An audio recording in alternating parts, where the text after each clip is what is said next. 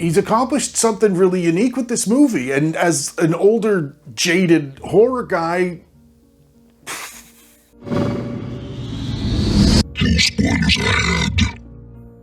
The Outwaters is a 2022 American found footage horror film written, directed, and starring Robbie Banfitch. Some people thought The Outwaters was a wasted hour of jumbled carnage, while other people thought it genuinely conveyed a first-person perspective of the end of the world. Personally, I have a soft spot for found footage. I believe when they're done properly, they have a unique ability to dissolve the barrier between the footage and the viewer. And as a result of that, I have been anticipating this movie since the first time I heard about it a few months ago. I never offer my 2 cents worth before my reviews start, but rules are made to be broken and life is short. I'm just gonna say this: if you're considering watching The Outwaters, abandon the idea of traditional narrative and structure and instead ask yourself, am I in the mood to completely immerse myself in somebody else's nightmare? Because that's what you're gonna be doing. And if you thought Kyle Edward Ball conveyed similar sensations in his recent movie Skinamarink,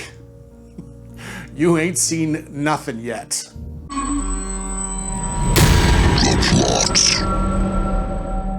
The movie opens by setting a chilling tone with the kind of 911 call that makes you wonder how anybody could ever voluntarily work as a 911 dispatcher. During the call, we're introduced to images of Michelle, Robbie, Angela, and Scott, who at this stage of the movie are missing. Shortly after, we're shown the requisite found footage disclaimer letting us know the remainder of the film is recovered footage from Robbie's camera. The cast are heading into the Mojave Desert to film a music video for Robbie's friend Michelle, who's an aspiring singer. The gang pack up and head out to spend the first night of the journey at a lake. The next day, as they head further into the desert, everything appears to be normal. They even bump into a pack of wild donkeys. They set up camp near a dried-up lake bed, and while Robbie's filming the area, his camera catches a red figure in the distance, but it goes unnoticed by the gang. That night, they're startled awake by frantic animal sounds and sonic booms that may be coming from above or below. It's not clear. Whatever the sounds are, they seem to be getting closer and closer.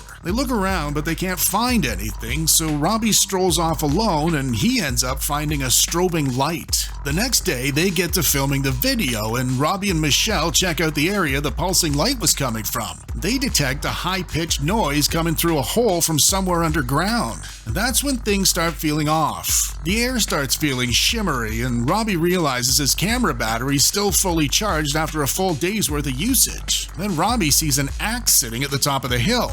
And while they're trying to finish the video, the sound gets wrecked by the high-pitched noise they heard earlier coming from the hole. That night, the animal sounds and sonic booms happen again, only they're far more intense. So Robbie wanders off to investigate, and he gets thumped in the head by a figure holding the axe he saw earlier. So he stumbles back to camp, but when he gets there, the girls are frantic and Scott's asleep. The camera cuts to Robbie running through the desert, guided only by his flashlight, as the 2 girls scream for their lives. And if you think you're familiar with what scream queens are meant to be doing in horror movies, think again, because this is some of the most convincing screaming I have heard in years. So Robbie tosses himself into a ditch, and the next morning he finds the place crawling with screaming worms. That night, he goes back to the campsite, and the tents are soaked in blood and guts, possibly from Michelle's body. The mysterious Axeman comes back and hangs around, and then Robbie's whisked away by light to a pool of viscous red liquid. Then he's returned to the desert, where he vomits up blood and pulls some foreign tissue away from his feet. Then he sees the donkey pack again, along with a mirage of himself and the gang strolling through the desert as if nothing's wrong. Then he sees bloodied Michelle and chases after her, but no matter how fast he runs, he just can't catch up. Night comes again, and the Axeman lurks above on the hill. As Robbie's wandering around, he's not sure who he is or what's going on. Then he bumps into Scott and Angela, and they seem to be acting as though everything's okay. He goes outside the tent to find himself at his mother's house, and then on the wing of a plane, where he sees Scott through the window. Back in the desert again, Robbie films the back of a huge organic creature and runs away back to the camp afterwards, where he and Angela end up attacked by the screaming worms. Then Robbie's taken away again into the red liquid. The final 15 minutes of the movie are a bit much for me to condense. Suffice it to say, Robbie finds himself alone, and it's confirmed beyond doubt that everyone else is dead. So he uses the tooth of an animal to self-inflict damage YouTube would shut me down for even discussing.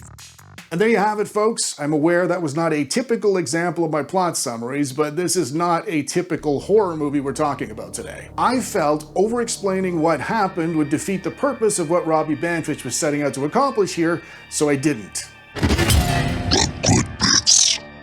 This movie does not explain itself, and I've already heard people faulting the film for it. While I respect those opinions, I think those people are missing the point. The terror this movie conveys is an altogether different kind than what your typical Hollywood productions try and thrust onto you with screeching violins and cats jumping into the frame in a dark kitchen. The specific sensations created within the Outwaters are akin to those you'd experience if you were the type of person who's ever, shall we say, dabbled in the recreational and discovered the hard way you might have taken too many of them. It's like a drug-induced nightmare. It induces a total loss of identity and loss of autonomy and loss of your bearings in both the darkest and brightest settings on Earth, depending on the time of day. These characters become so truly terrified they're beyond helping each other because they don't even recognize themselves. The horror here comes from hopelessness and an absolute lack of control over what's going on around you. In the absence of recreational pharmaceuticals, you could just as easily argue this is what hell might look like for anyone banished to it.